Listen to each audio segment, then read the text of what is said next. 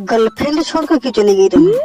असल में बात यह है कि वो भी तुम्हारी तरह थी, उसको भी अमीर लौंडा पसंद था, इसीलिए हमको छोड़ के चली गई। मैंने ऐसा तो नहीं कहा।